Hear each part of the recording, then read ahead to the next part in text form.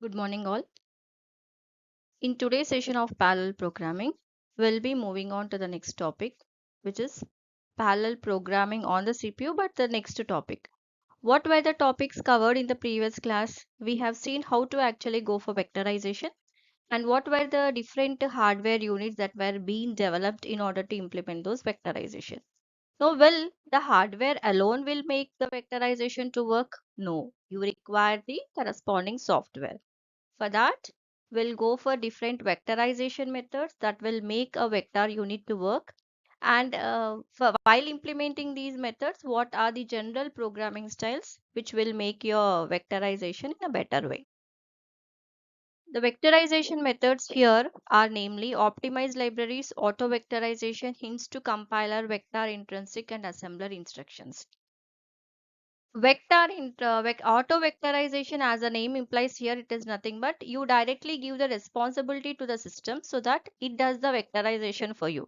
So user involvement here will be nil.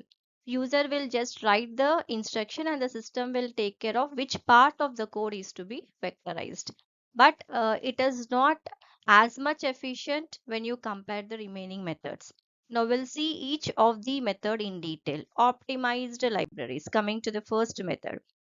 Optimized libraries here is nothing but you can even call it as a directive or a package which has a predefined implementation. User will not be writing the code from the scratch.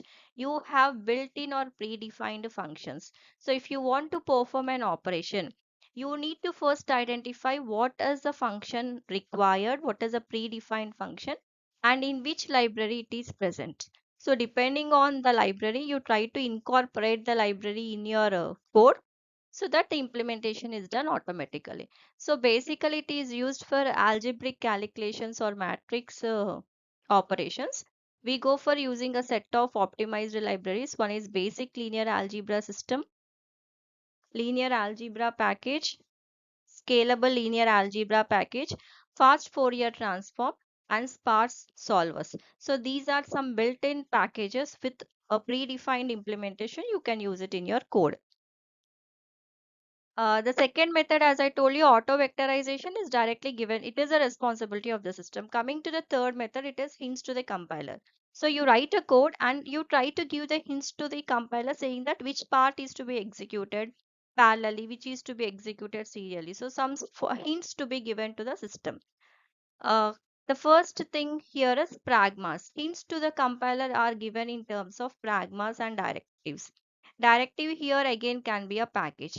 Now coming to pragma, here it is a predefined constant where you can just write it as pragma and you have some keywords here. For example, if I write start and you write some function name, I assume add, hash, pragma, stop or exit, sub. Let me take an example here. I have a main method where I've called the functions subtraction first and then the add.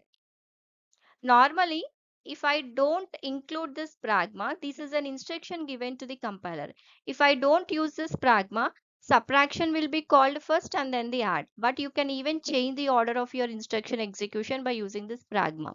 So you can specify start. It means that you start it by your add and then you go for subtraction. So the order can be also changed. So this can be even used in vectorization to indicate the compiler which part of the code is to be vectorized. And remember, vectorization is nothing but it is SIMD implementation. You are performing the same instruction on multiple data and that too simultaneously. The next hint that can be given to your compiler is nothing but your P loop and the reminder loop. This is related to your looping statements. Now I'll just take an example for I is equal to 0, I less than 10. Means I'm going for 10 iterations, I plus plus.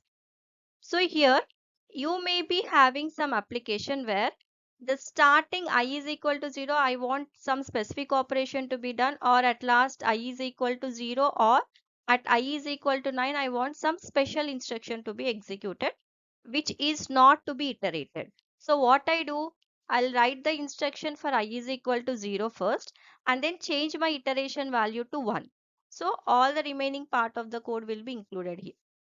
Otherwise, at last I is equal to 1, you want a separate instruction. So you start your iteration at I is equal to 0. You will end it up with I less than 9, then I plus plus. So you will only iterate till 8, and the ninth value you can write it separately after the for loop. It means that peel, you are removing it off. You are either removing the starting iteration or the last iteration for some specific application. So that is nothing but your peel loop. The next one is your reminder loop. Reminder loop here is nothing but we have a vector unit which is capable of performing an instruction on 16 values at a time. But I have 20 input values.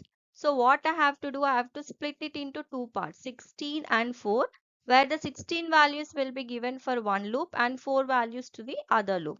So that we call it as reminder. The next values are given in a separate loop. So this is a form of hint, that is you are providing it to the compiler in order to go for vectorization. The third technique which we'll be using in hints to the compiler is nothing but dependency. So before you go for providing a what do you say hints to the compiler, you try to understand what type of dependency actually exists between the variables that are used in the program. We have flow dependency, which is also called as true dependency, where it is read after write. You perform a read operation only after the write, which means that if you are using two instruction, b is equal to a plus b, c is equal to b plus 2, the output of your first instruction is used as input for your second instruction, means you are reading this value only after b is been written. So your read after write. So the output of the first instruction is used as input for the second. We have another one which is nothing but anti-flow dependency. Anti-flow dependency is also known as anti-dependency, and it is right after read. So first you are taking a value, previous value of a will be taken, and once you have modified this value, then you take the try to change this a value by 1. Now for example, if I just interchange the instructions, what will happen? The order of the a value will also be changed. So anti-flow dependency is used in a situation where you want the order of the instructions in the same order. You cannot go for interchanging. And the third dependency you have here is output dependency. Output dependency is nothing but you are performing two different operations, but you are writing it in the same memory location. What is your memory location here? A. If I execute the instruction I1 followed by I2, my value of A would be 8. If I go it in reverse order, I2 depending on later on I1, my A value would be 5. So in either of the case, the value of A stored is not same. So this is the output dependency right after write. The next method we have here is vector intrinsics. So what we do in vector intrinsic is while writing the instruction, we use specific type of data types or functions which will make your vector unit to work. So this we have a data type m underscore m128 which will declare a vector, a variable a as a vector with 4 floats. Similarly, if you want to perform vector addition, I need to write a separate instruction underscore mm add ps a comma b, where these two will be treated as vectors, and addition will be done in the form of vectorization as we have seen in the first topic of second unit. And the last method here in vectorization methods is your assembler instructions. So what we do in assembler instruction is we go for using some mnemonics. Based on these mnemonics, we'll try to write the code. And in order to write this, we need to have a complete knowledge about the hardware and how it works. So each and every instruction, starting from loading your input values, performing the operation and storing the result back, will be dealt in your assembler code. So these are the various software methods which are to be used in order to make your hardware vector unit to work so that you can achieve parallelization. Now, while writing this code, as I told you, we need to follow some basic instructions or better programming styles, right? Now, the general instructions here maybe you can go for using restrict attribute on pointers. Why? Because pointers will directly deal with the addresses. And you can go for using a pragmas or directives wherever you want a compiler to act according to the user node, but you have to be very much careful while using this pragmas so that it limits the execution process. And wherever you want to go for separate error checking, you can use exceptions and put an error checks there. And if you want to, the style that are required for data structure is for long length data type, you generally use it for innermost loop. And wherever required your smallest data type, you go for using short rather than the int. And we can go for using contiguous memory locations. And you already know what are the problems we get by using non-contiguous. And use of structure of arrays rather than array of structures. Here, when you go for structure of arrays, a structure is of array. So here what you do is your structure one. If I go for declaring it as struct the student, and here I write char name of 20, and here only one structure. So this is a structure which is containing an array. So this we call it as structure of arrays.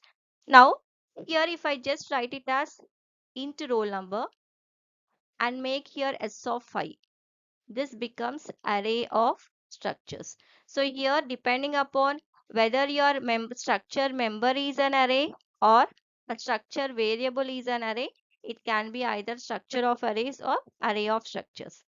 And you go for using memory aligned data structures wherever possible. And coming to a looping structures, normally we say that we go for using only simple loops and loop bounds. The last value is to be used as a local variable, and use a loop index for array addresses wherever possible.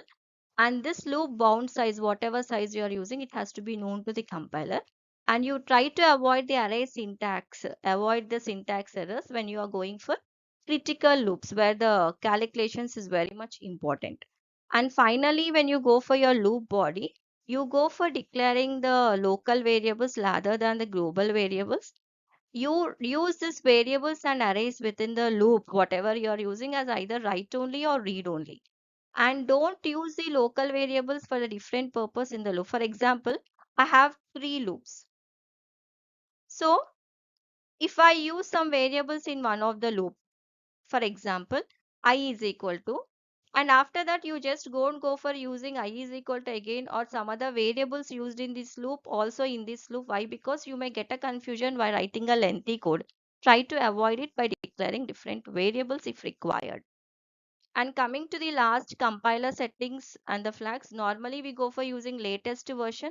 And for a particular compiler flag, you try to go for using a renaming, and you go for generating the code for the most powerful instruction, right?